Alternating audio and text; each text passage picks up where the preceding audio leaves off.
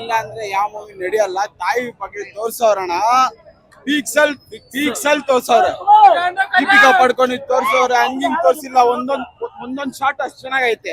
Starting ಇಂದ ಏನ್ ಹಿಂಗ್ ನೋಡ್ತಾ ಇದ್ದೆ ಪಿಕ್ಚರ್ ಅಂತ ಅನ್ಕೊಂಡಿದ್ವಿ. ಕ್ಲೈಮ್ಯಾಕ್ಸ್ ಒಂದ್ 10 ನಿಮಿಷ ನೆಕ್ಸ್ಟ್ ಲೆವೆಲ್ ಕರ್ಕೊಂಡು ಹೋದ್ರು. ಎಲ್ಲೋ ಹೋಗುತ್ತೆ.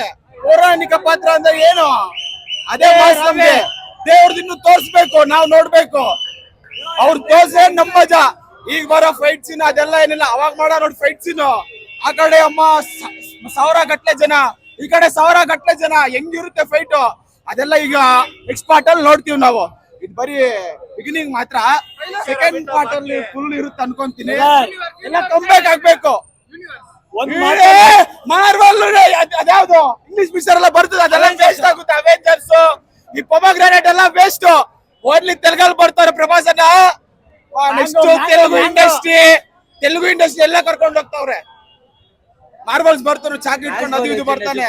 ರಾಜಮೌಳಿ ಬರ್ತಾವ್ರೆ, ರಾಜಮೌಳಿ ಬಂದವ್ರೆ, ರಾಮ್ ಗೋಪಾಲ್ ವರ್ಮಾ ಬಂದವ್ರೆ. ಅಲ್ಟಿಮೇಟ್ ಗುರು ಪಿಕ್ಚರ್ಗೆ ವಿಜಯ್ ದೇವರಕೊಂಡ ಏನಕ್ಕೆ ಬಂದವ್ರ ಅಂತ ಗೊತ್ತಿಲ್ಲ. ಚೆನ್ನಾಗಿದ್ದಾರೆ. ಪ್ರಭಾಸ್ ಅಂದ್ರೆ ತುಂಬಾ ಹೈಲೈಟ್ ಅಷ್ಟೇ ಬ್ರೋ.